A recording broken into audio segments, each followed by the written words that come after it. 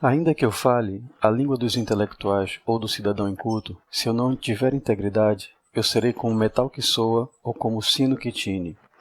Ainda que eu tenha o dom da política e conheça toda essa ciência, ainda que eu possua fé na mudança de maneira tal que transporte montanhas, sem integridade eu nada sou. Ainda que eu distribua todos os meus bens aos pobres, defenda o socialismo ou critique o capitalismo, sem integridade, nada disso me adiantaria. A integridade é benigna e não é invejosa. A integridade não trata com leviandade ou com soberba. Não quebra com o decoro e nem busca seus próprios interesses.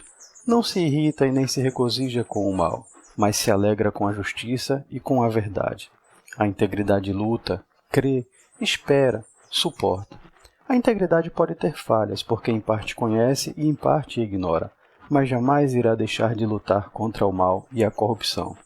E agora, permanecem esses três males na nossa sociedade: a corrupção, a injustiça e a improbidade. Mas destes três, a corrupção é o maior.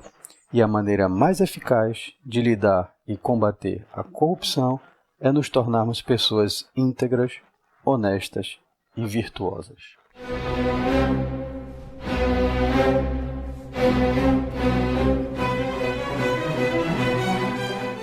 Olá pessoal, tudo bem? Eu me chamo Alexandro Medeiros e sou professor de filosofia. E então, gostaram da paráfrase que fizemos da Epístola aos Coríntios de Paulo? É com ela que iniciamos o tema do vídeo de hoje, sobre ética e política. E em primeiro lugar, vamos falar um pouco sobre essa relação, como se deu essa relação entre ética e política ao longo da história. Na antiguidade, a ideia de constituição da polis, a cidade-estado grega, está diretamente relacionada com a ideia de que a cidade deve ser dirigida por governantes sábios, justos e virtuosos. Tanto a vida ética quanto a vida política são entendidas como arte de viver segundo a razão, e na polis grega, a ação do cidadão está diretamente relacionada com o seu ethos, entendido como um conjunto de tradições, costumes e valores próprios da vida em comunidade, próprios da vida na cidade-estado grega. Se nós pegarmos os dois grandes mestres da filosofia antiga, Platão e Aristóteles, nós vamos perceber como o estudo tanto da ética quanto da constituição da polis servem de base para entender o comportamento justo, tanto do indivíduo quanto do cidadão.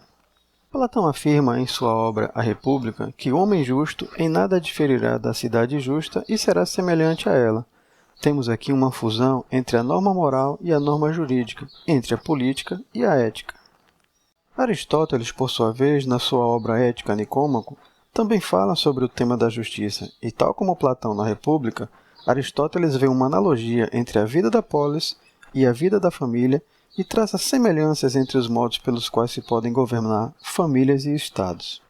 Para os gregos, não existe agir ético ou virtuoso fora da polis. Aristóteles escreveu em sua obra A Política que o objetivo e a finalidade da cidade é a vida boa e feliz. Portanto, para os gregos não faziam essa distinção entre ética e política como sendo a primeira da esfera individual, a segunda como algo exterior ao indivíduo e tratando as duas separadamente. Se até o início do século XVI política e moral não constituíam campos separados, Nicolau Maquiavel, o pai da ciência política, irá romper com essa forma de subordinação da política aos ditames da moral, afirmando que a política tem sua lógica própria e nem sempre razões compatíveis com os princípios consagrados pela tradição. Maquiavel promove uma certa ruptura entre o campo do dever ser, que é objeto de estudo da ética, e a realidade dos fatos, que é objeto de estudo da política. Ao desvincular o estado ideal do estado real, Maquiavel defende a autonomia da política tanto em relação à religião quanto em relação à ética e promove essa ruptura entre aquilo que é e aquilo que deveria ser. Cumpre notar, porém, que Maquiavel não advoga a rejeição de princípios éticos. Ele apenas defende a autonomia da política em relação à ética e que, inclusive, o príncipe ele deve saber usar de artifícios estratégicos que podem conflitar com a moral caso ele queira se manter no poder. A ética defendida por Maquiavel, ela determina a conduta do príncipe mas ela não é condição necessária para a organização da política, já que o príncipe ele precisa saber agir tanto pelo uso das leis quanto pelo uso da força, dependendo da situação e se assim for necessário. Foi por isso que Maquiavel deu como conselho aos príncipes, em sua obra mais famosa, que ele deve reunir ao mesmo tempo as qualidades tanto do leão quanto da raposa, ou seja, da força e da astúcia, se ele quiser ter sucesso na administração dos negócios do Estado.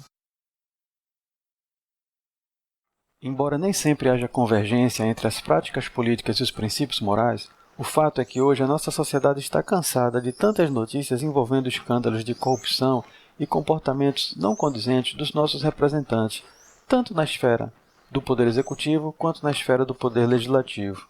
Embora concordemos que o universo da política não possa ser confundido com a ética, não há mais espaço na nossa sociedade para pensar essa separação entre ética e política.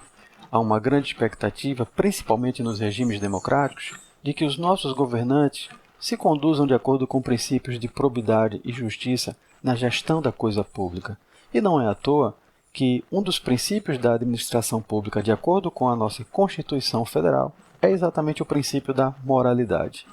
Não há como pensar a vida em sociedade sem valores morais e sem organização política.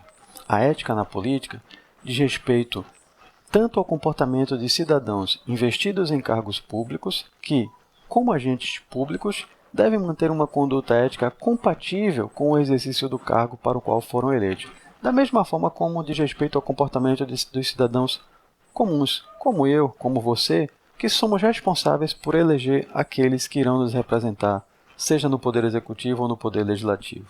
No nosso Estado democrático de direito, com tantos problemas sociais, tantos escândalos de corrupção, notícias diárias de desvio de verba pública, é difícil pensar que a ética ela esteja presente nesse universo da política. No entanto, há, nas mentes e corações de homens e mulheres, sempre uma fagulha de esperança de que é possível viver numa sociedade mais justa. E é esse sentimento que nos anima e nos move rumo a um futuro melhor.